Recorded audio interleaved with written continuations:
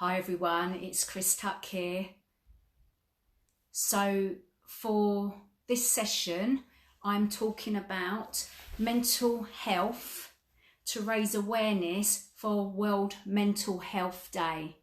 So I'd love it if you would join me and ask me some questions and we can have a conversation.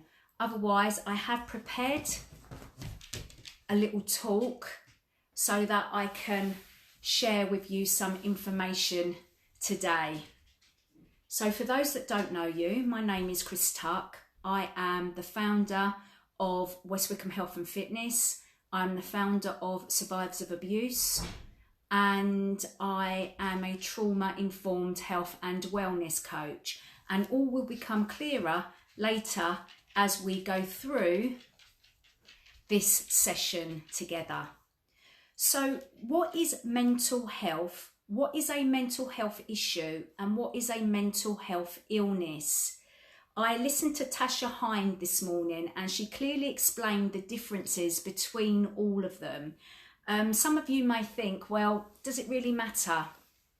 I feel something, it's impacting my life and I need help and I can't get that help. And that's often the case for many people.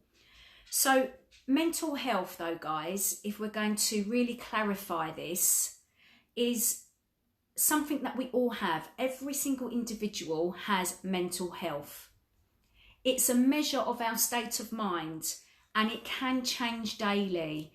Our mental health is impacted by our lifestyles, by our work and by our relationships. So depending on what's going on in your life, your personal life, your professional life, in your relationships will impact how you feel on a day-to-day basis. So having mental health is a good thing because we all have it.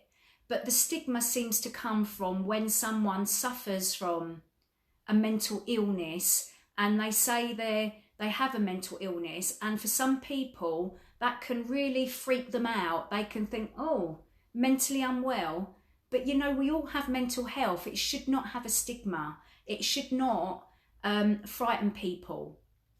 Okay, yes, there are some very unwell people in this world. We know that.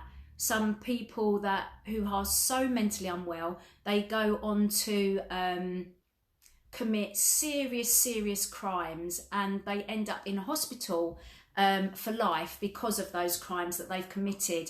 But on a general level, every single person in this world has mental health and it's impacted on a day-to-day basis, as I've described already, by our lifestyles, by our work and by our relationships. Now, life events that we go through can cause distress and trauma. And then again, there's not one person in this world that doesn't or hasn't been through or may go through some kind of traumatic event in their lives going forwards, in the past, currently, or going forwards. Okay, and how we respond to those life events will either make us stronger or may cause a mental health impact or may cause later on down the line a mental illness. So life events can cause distress and trauma. This will impact our mental health and it can cause some of us some issues. So what is a mental health issue? This looks like it's a sign that something is not right for us. So like showing signs of crying, but not just crying, you know, because you're upset one day. It's almost like you're crying because you don't know why you're crying. You're just becoming emotional. Or you might have an explosion of anger and you don't know why that's happening. Or you may be anxious, you know, for no apparent reason, or the anxiety is just sitting there, you know, in your body and you're showing signs of it, you're expressing signs of it. And that's a mental health issue that can, if not treated, can lead to a mental health illness. So we can, most of us can learn to manage our symptoms by speaking out and getting help. But when the mental health issues start taking over our daily lives, this can, in the long term, lead to a diagnosable mental illness. Now, there are many people that I work with that don't like mental health illness diagnosis. They don't like the labels, and others find comfort in them. And I'm not here to say one is right, one is wrong. I'm not here to judge. I'm here just to explain to you how different people see mental health diagnoses. So 1 in 4 of us will be impacted mentally. So our mental health will be impacted by our life events. And this might manifest itself in anxiety, depression, eating disorders, disordered eating, OCD, schizophrenia, bipolar disorders, personality disorders. And again, I'm not here to talk about any one of those in any detail. I was just explaining what a diagnosable mental health example may be. And for the people that I work with, survivors of childhood trauma, domestic violence, bullying, and generally it will be a mix of all of that, they can suffer from complex PTSD and DID. And they have, or even just PTSD. I want to take that just away, because PTSD and complex PTSD and DID are massive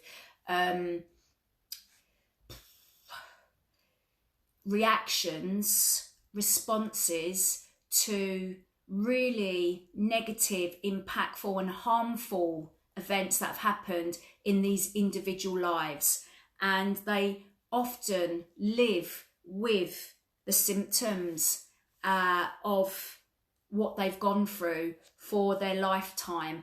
And for me in particular, I have episodes. So in the main, my mental health is stable and I'm very well.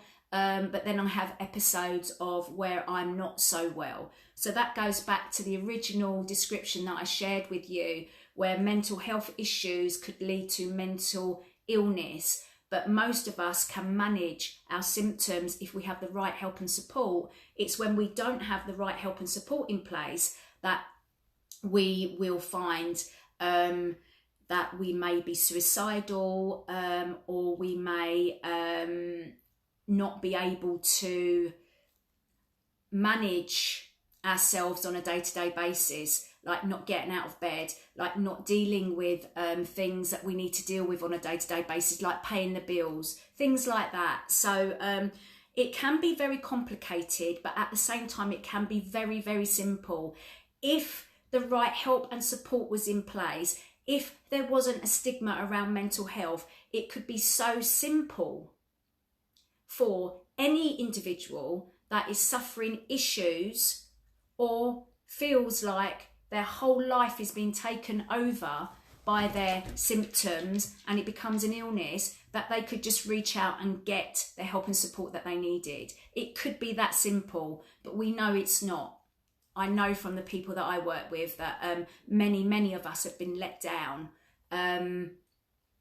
from the mental health services that we've tried to access. So often it will boil down to, what can we actually do to help ourselves? And you don't need to have gone through a very traumatic life event like child abuse, bullying, things like that.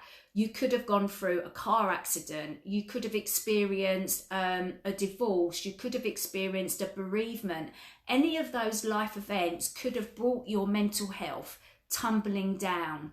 It could have impacted you on a day-to-day basis. So this little talk here is for everybody. So there is always ways that you can help yourself, but the minute you can't help yourself, that is when you need outside intervention and support. So if you are joining me, guys, please feel free to ask any questions or put any comments in the comments below. That would be great. Yeah, and thank you for letting me know you're here. That's always good, not to be speaking to yourself. So What can we do to help ourselves? So in my experience as a trauma-informed health and wellness coach, it's about noticing your symptoms. What symptoms do you actually have? How are they impacting your everyday life? How are they impacting you? How are they impacting your work? How are they impacting your relationships and your ability to care for yourselves, your ability to care for your children, for example. So what are your symptoms and how are they impacting you? Try and work out the root cause of your symptoms, because that will give you a lot of knowledge that you can work with. If you can't verbalize what's going on for you and you don't know how to reach out for help, or you physically feel like you cannot reach out for help, how can you get the help and support that you need? Well, many people that I know, they will go onto social media and look for groups that they can join, and they can look at what other people writing, what other people sharing, and then when they feel comfortable, they will then start to share what their issues are and how they're impacted, and they can start finding peer support, and they can start taking on some of the things that people are sharing with them. So that's one way. Another way is to write down exactly what your symptoms are, why you think you may be feeling those symptoms. Can you connect it to something tangible that's happened in your life? You may not be able to, because you might have blocked it out, but if you can, all of that information is golden nuggets for you then to go and get the right help and support that you need. So notice your symptoms, acknowledge how you're feeling, and try and work out the root cause of what is going on for you. Then try and be brave enough to speak up and ask for help. Now, we know that there are issues and barriers to getting help, but there are national helplines out there that can help you. There are peer-to-peer support groups out there that can help you. Even if it's moving you on one step from where you was yesterday, that's you taking a step further towards you getting what you need. So please just be brave and take that step. Now, in the workplace, mental health and mental illness has always really been a stigma in the workplace, and it shouldn't be, because if an organisation wants to get the best out of their employees, they need to be looking after the mental health of their employees. They need to be not babysitting people, but acknowledging that the workplace can be very toxic for some individuals. And if someone has challenges outside of the workplace, for example, if they're going through some domestic violence, or if they've gone through some childhood abuse and it's now bringing up a lot of stuff for them, when that individual goes to the workplace, they're not really going to be very productive. Or they may not be meeting deadlines. So I've done quite a few talks now to organisations on how they can help their staff members to be productive and to be loyal, and to enable that organisation to retain their human resources, their workforce. So it's about, providing mental health first aiders at work. So that's the latest thing that's happened within organisations. And I know some of my friends are actual mental first aiders at work. So they're sort of like the middleman, so to speak, to the person that's facing some challenges and human resources, for example. And I'm hoping that someone will share with me in a moment exactly what they do as a mental first aider at work. Or if you're on replay, feel free to share with us what you do in that role. That would be fantastic. But organisations are moving towards more of a focus to help their staff members with mental health in the workplace, because they know how important it is. Now, going to universities and schools and colleges, there are many children, especially through the pandemic. We know it's out there everywhere. You can just Google it. Child abuse shot through the roof. Domestic violence cases shot through the roof, not only in the UK, but in every single country around the world. When a child has an environment that is toxic to them, where they're not being loved, nurtured, cared for in the right way, where they're seeing violence, where they're experiencing violence, we know their mental health and their physical health will be and is being impacted. Okay, when that child or young person goes to an educational setting, their brain is in fight, flight, freeze mode, one of those situations. When their brain is in their animal mode, i.e. their survival mode, they cannot learn. They will find it really difficult to take on information that is going to help them educationally, academically, because the brain cannot be in the surviving mode and the learning mode at the same time. It will always go back to survival mode first. When the brain is safe, that child, any child, can learn and grow and become or fulfill their potential, reach their potential. So any child or young person that's going through a traumatic event in their life on a day-to-day basis will find school very, very challenging. And it's only now that I'm seeing schools, colleges, actually accepting this as an issue and starting to deal with this issue.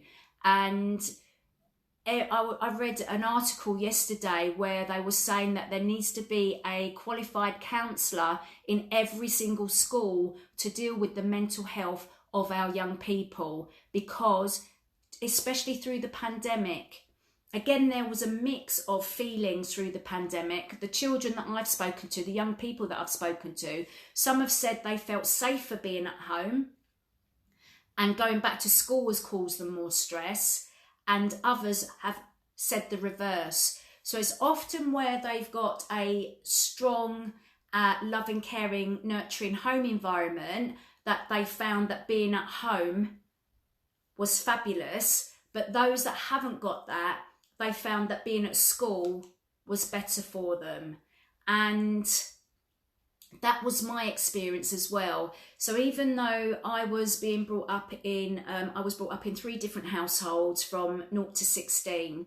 And even though we had different abuses going on in different households, the common theme was mental, emotional abuse, in some of the households, sexual abuse, and domestic violence in all 3 households. The overwhelming theme for me was that I felt safer at school, even though I was being bullied. I felt a lot safer at school, and I tried my hardest to learn. And in some lessons, I was able to learn. I was able to take on information, but when my brain became completely overwhelmed, it would just shut down and I would disassociate by looking out the window. And then I would sort of like come back into the room when I was being shouted at by the teacher for not concentrating.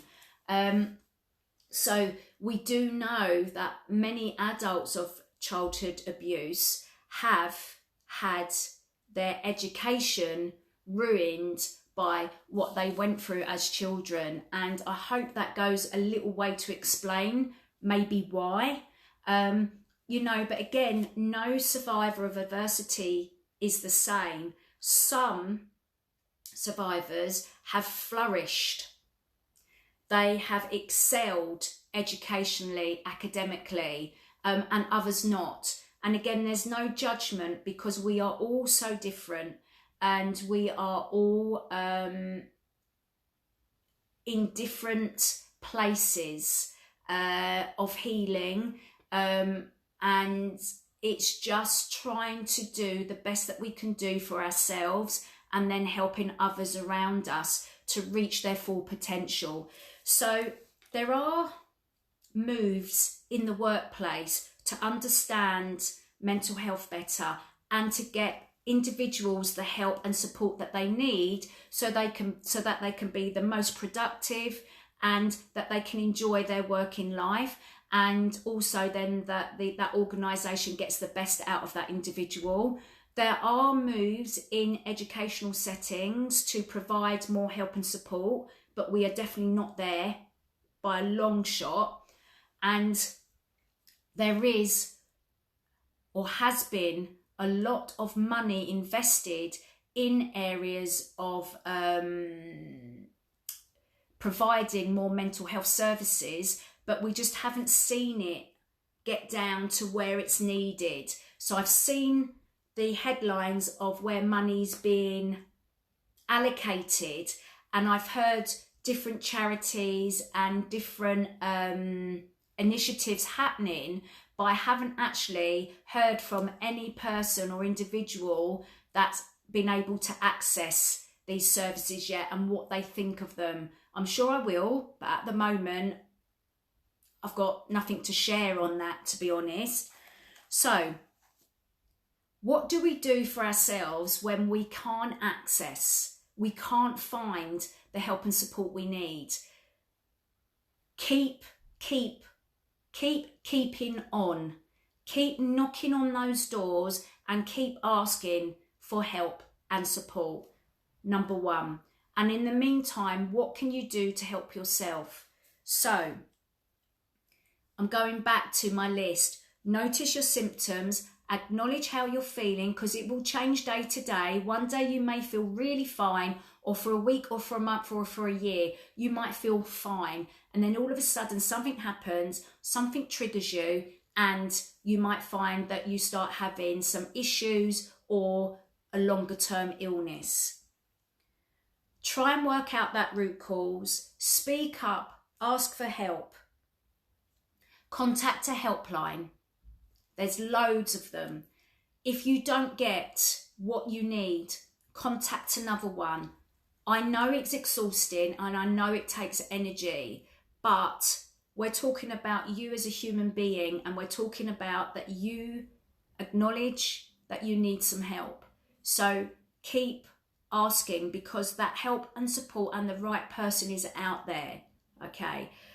Many people that I've spoken to, including myself, we have had to keep searching, keep trying, and eventually we have found someone that has enabled, that has helped us and enabled us to move on a little bit more with our life, and put our negative experiences back where they belong, so that we are able to get on with living and growing, and, you know, finding happiness, finding health, and finding where, you know, finding out where we want to be in our lives, career-wise, family-wise, relationship-wise.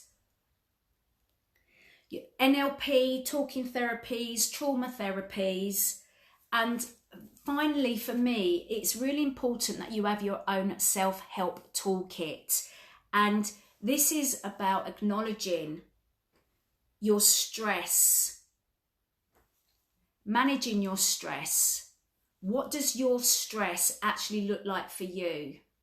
What causes your stress? What triggers your stress?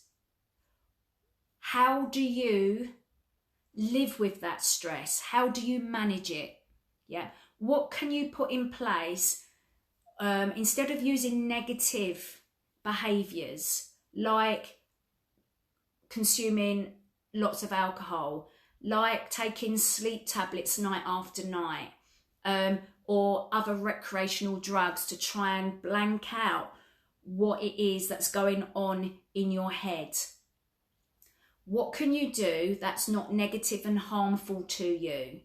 So things like, for me, and I can only share what I've used, doing exercise, eating well, trying to switch off from mainstream media and negativity, trying to put myself in places of where I can find nurture and care. So that might mean changing my relationships and only having relationships with people that that fill me up with good energy. And you know, it's a learning curve, and it's one that you will have to travel to a certain extent by yourself. You need to be able to build your own toolkit and put in your toolkit things that are going to help you on a personal level. As I've said time and time again, we are all individuals, and we will all find something that will work for us, and something else that someone suggests will not work for us. So for me personally, I have to watch my stress bucket. I have to manage my stress.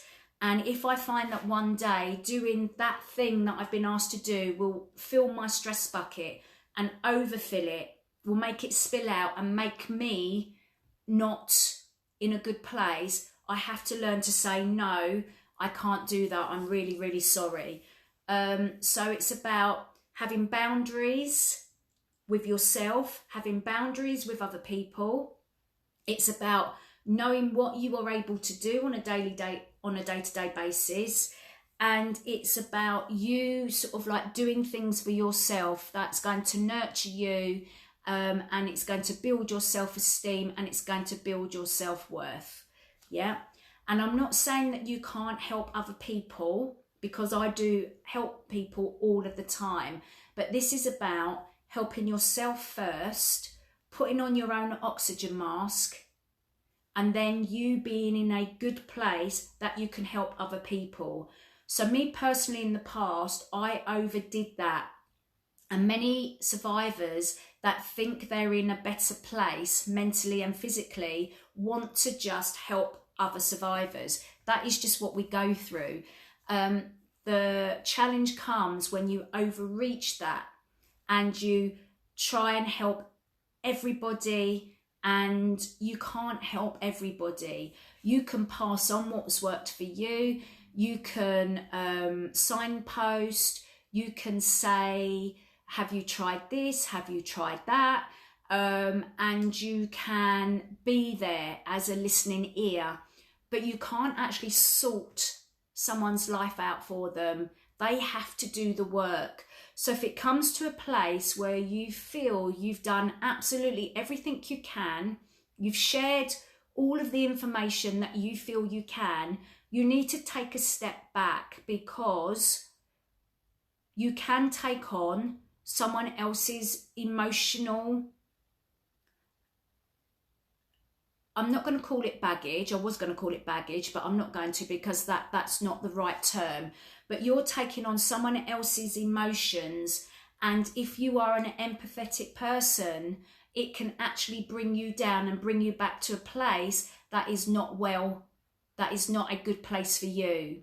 Okay? So it's really important that you know your boundaries, and that when you reach out to help someone, that you put those boundaries in place, so that the person knows how much you can give, and you know that you can give as much as you can, but then you're keeping yourself healthy and well and safe as well. So that is really a strong message that I want to send out there for any individual. And as I said, it doesn't need to be the adversity that I've gone through and that I've explained to you.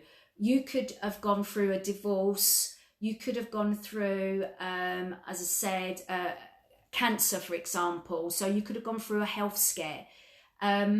So you might find that you've gone into a group for cancer patients, and you've gone in there to share your story of recovery, and someone's come along and they've shared that they're just on their beginning journey, and you've reached out to that person and you've made exchanges and you've helped that person as much as you can, and then that person wants more from you. You can't give it because you can't. You've reached your limit, you've reached your boundary.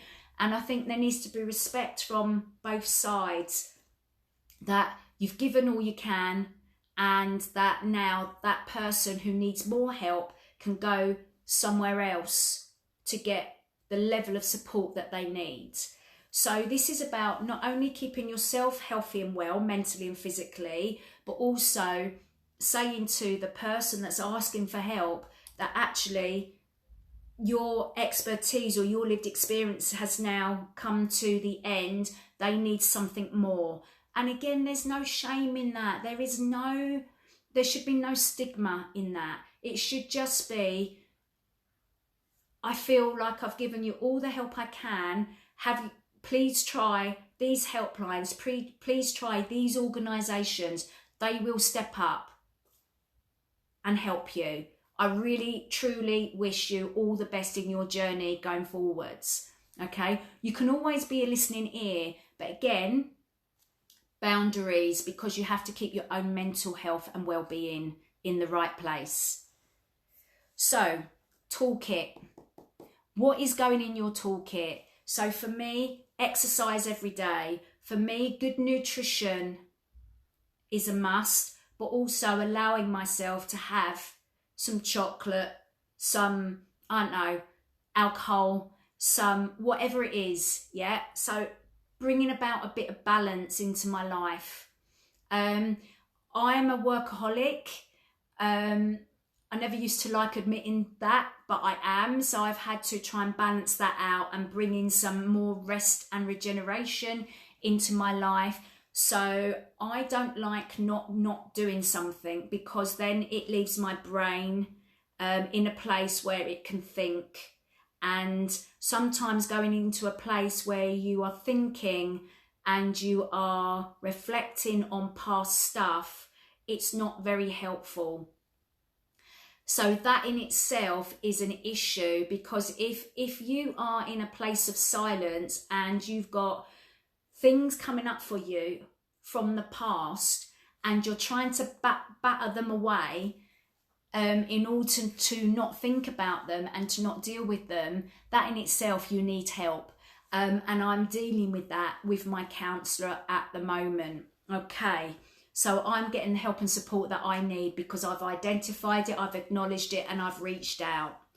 For those of you that can afford to pay for your help and support, then obviously there is more choice and there is more availability for you to access that. Unfortunately, many people that I work with do not have the funds to access the services and support that they need, and that is always and always will be a challenge.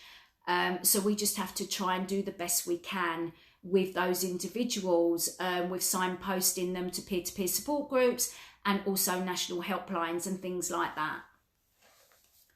So really, for me, it's about reducing my stress bucket. It's about daily exercise. It's about good nutrition. It's about keeping hydrated, drinking lots of water. It's about having downtime, and it's about trying to do things for me that I've never got to do, and I'm now 50 and I want to do some of those nice things that I've never done and I feel that I want to do now. So it's about looking towards the future with hope, looking to the future and planning what I want to do with my life, what I want for me, what I want for my husband, what I want for my family. So it's about doing all of those kind of things. And, you know, money plays an important role in that, because if you haven't got the money, you don't have the choices to make your dreams, your aspirations come true. However, caveat to that, like many people that I've come across, I came from nothing. We lived in poverty, we were homeless, we went through a lot of trying times. But that's not to say that what you went through or lived through as a child, or if you came from nothing, you had no money in the family, that you can't create a life for yourself. Again, with the pandemic, and times are going to become harder for many people, losing their jobs, losing their homes, accessing food banks, things like that. Some of us, going to go through tough times. But as a child, as a young person, there needs to be hope. There needs to be aspirations. There needs to be adults out there sharing with the young people that no matter where you come from in life, you can make a life for yourself. Through education, through making the right choices, you can make a life that can be fulfilling, can be happy, can be healthy. Everyone needs that hope. And I think with the fear-mongering and the scares, the scaremongering and the fear that's out there at the moment with mainstream media and, COVID-19, and we know cases of DV, CSE, CSA have gone through the roof. We need to share that, life does continue, and we can continue to have aspirations, have dreams, and try and work towards those. With mental health illness as well, I know plenty of people that have gone through adversity that are achieving. I know plenty, and they have their day-to-day struggles, they really do, but at the end of the day, they are still moving forwards. They're dealing with their issues. They're understanding that it may take longer, but they know that at the end of it, well, there is not. I wouldn't say there was really an end, to be honest. It's a process. It's a life's journey, and I think if you think about it as enjoying the journey rather than try and reach the end destination, because what is the end destination? It all depends what your goals are. So, for example, if you want to become a chef or a lawyer or a builder or whatever, there is an end to that journey. But when you're trying to recover from something like a childhood adversity or a life event that's caused you distress and trauma, that is often something that you live with for life, but you manage it on a day-to-day basis, and most of the time you are fine, you're happy, you're healthy, you feel okay, but there are episodes. But for some people, that is not their reality. Their reality is every day is an absolute struggle. And I just want to mention here Emma Kenny. She runs a mental health clinic every week without fail, and she deals with so many different issues. So if you feel like you want to reach out to her privately or join the clinic that I often share on my live feed, join that conversation. Join a group that is dealing with your symptomology. Reach out to different people. So my message is, you have to do what is right for you. Yes, you can listen to other people's you can listen to other people's lived experiences. You can read blogs, you can read books, you can speak to different people, but ultimately you have to do what is right for you. So just because, for example, I went to the police to disclose the abuse that I went through as a child, that may not be right for you. Just because I chose to write a book, that might not be right for you. Just because I choose to speak up publicly, that might not be right for you. So you have to decide what is right for you. And remember, it's okay not to be okay. It really is,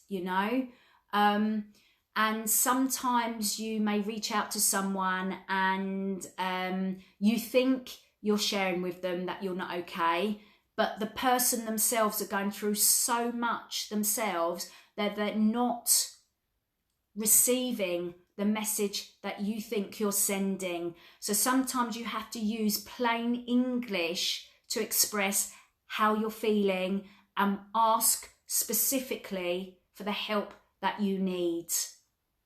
Okay, so please use the right wording.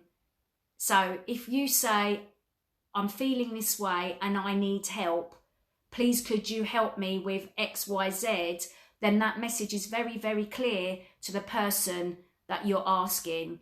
And again, they may not be in a place to help you right that minute, but I am sure that that person will get back to you and help you in whatever way they can. All right, so be clear in your messaging.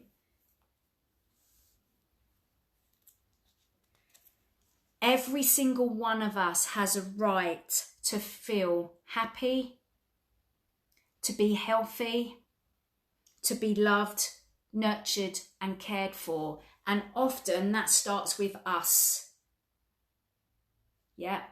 We have to start speaking to ourselves within our minds that we deserve that. And we should accept that for ourselves. We should want it for ourselves. And then we should, whatever we want for ourselves, we should want that for the people around us. So often I hear, I put myself last. No, I don't think about that about myself.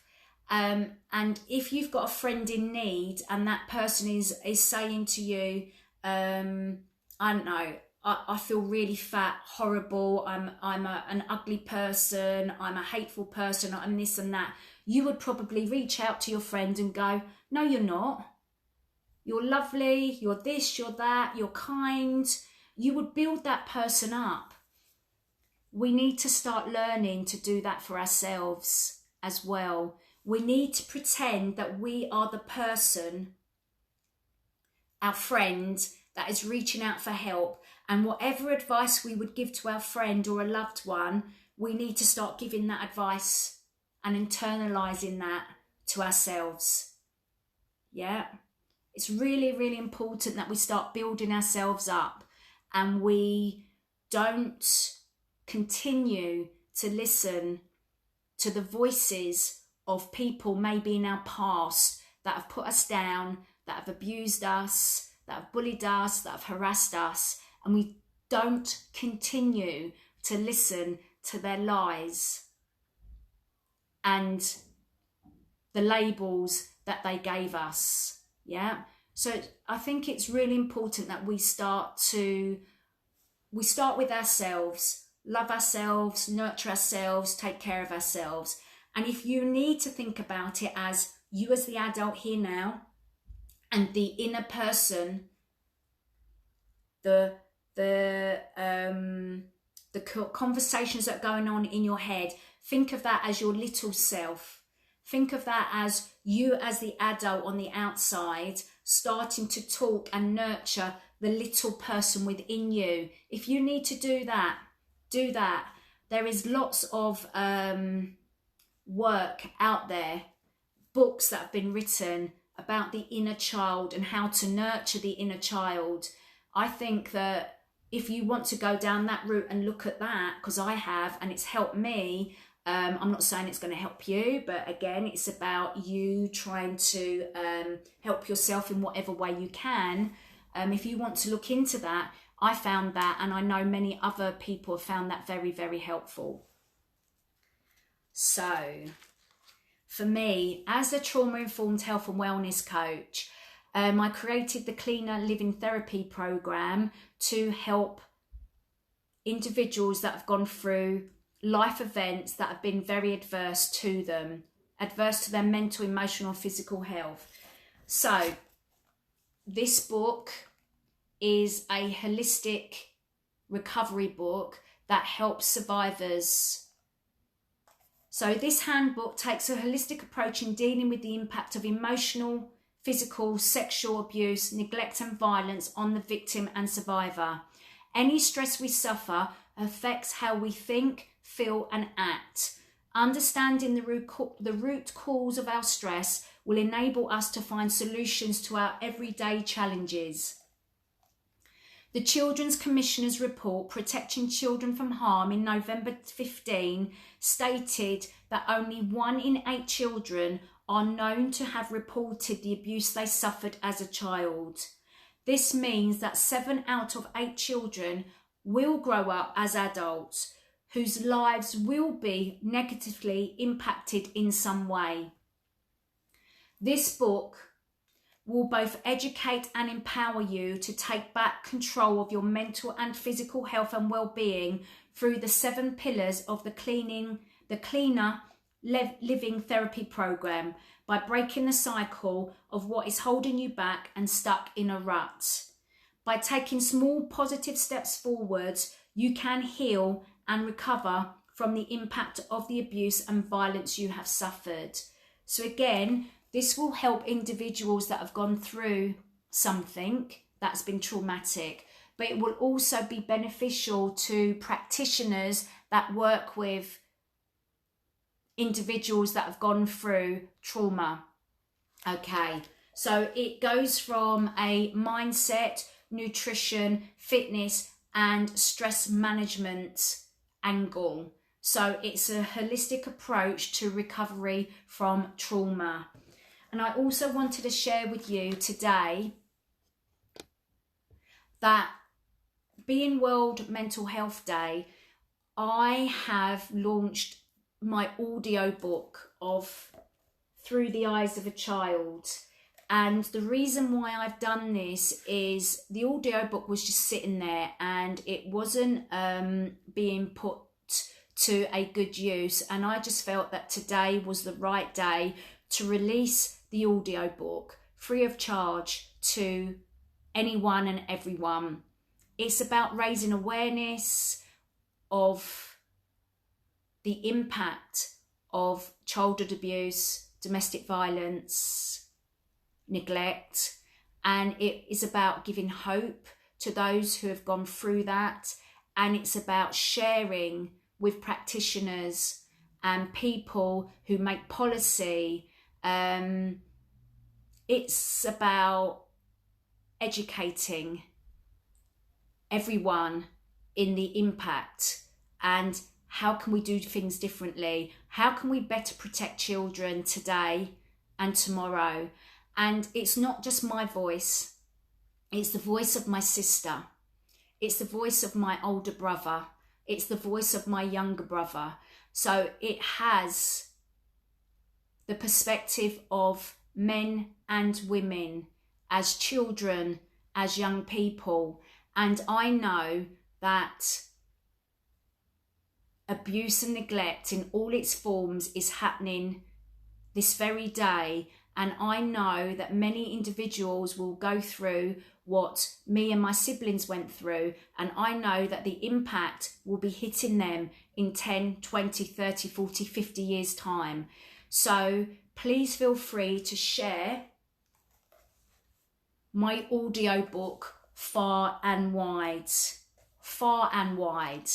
There are chapters within the book that have been written by my siblings from their perspective, and I think it will resonate with many individuals out there that have gone through similar lived experiences. So again, it will be good, maybe triggering, so please be aware of that, triggering to victim and survivors that have gone through similar stuff, but it will also be educational for those that know nothing about abuse and its impacts, and it will help practitioners with their work with individuals that have gone through trauma.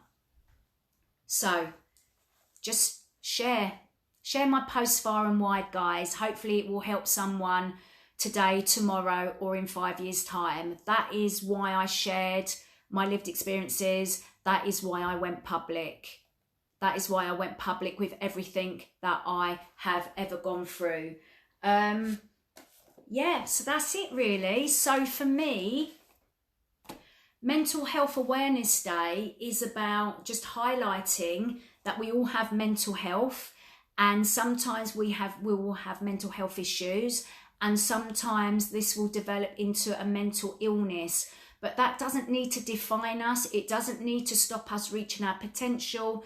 For many of us, it will just be a blip. For many of us, with the right help and the right support and interventions, we can help ourselves, or we can reach out and get the right help and support that we need to help us move forwards. So if you have any questions whatsoever, or if you would like to private message me because you don't want to go public, then please do. Feel free to share this live with anyone that may need to hear this messaging today. And I hope you all have a good weekend. And of course, I know mental health happens and exists for many every day. But being Mental Health Awareness Day, it's an opportunity to bring the reality of some people's situation to the fore and to start having these conversations that there are many children out there and young people and adults that are being impacted by life events that, you know, happen to them as children and young people, or what they're currently going through, how that impacts their education, how that impacts their emotional well-being, and how that impacts how they turn up in life. So, for example, if you have a child in your class that is exploding with anger all the time, are they really being disrespectful? Are they really acting out of anger because you've just told them off? Or is there something else going on for them behind, in the background? What is driving them to be so angry that they're showing signs of distress? That's just an example, just an example. Or what about that child that's sitting in the corner, or that young person that's sitting in the corner, being very, very quiet and silent, not really taking part in anything, not really answering or speaking to you? What's going on for them? So, you know, just be mindful of those that do express how they're feeling, maybe not in the right way, but those that are quiet as well. What is going on for people? Just with your everyday interactions, just start thinking, what is going on for that person? Do they need help? Do they need support? What can I do? What can I do? And if you can't do anything, just don't add to their stress. Don't add to their stress. So a talk I gave to school the other day, I went in and I spoke to the young people, and I said to them, none of you know what is going on for someone. So if you decide that day that you're going to be unkind, you're going to call someone names, you're going to hit out at somebody, or you're going to laugh at somebody for them being different, you don't know what's going on for them. So think, don't add to their stress bucket, don't add to their distress, don't add anything to them. If you can't be kind and understanding and empathetic, and often young people don't have these skill sets, some do, but often they don't, walk away and leave that child be. Yeah? If there is a child that is different to most of you, and in your peer group, some of your peer group are picking on that child, be brave, be different, and stand up and say, no, we're not doing this, let's walk away. Or if you see someone that is very distressed at school, at college, in the workplace, go over and ask how you can help. Are they okay? Do you need any help? Because you could be the difference between someone being okay tomorrow and not being here tomorrow. Okay, with that said, guys, with that said, I wish you a very, very good day. If any of you need help with moving forwards through holistic means, mindset, nutrition, fitness, stress management, and you want to work with me, please private message me. and I will get in touch with you on Monday. Weekend, the rest of it I'm having off to chill, de-stress and get my own head together. All right, gang, thank you for listening. Please share, and if anything I've said to you today resonates with you, please get in touch, let me know. All right, gang, bye for now.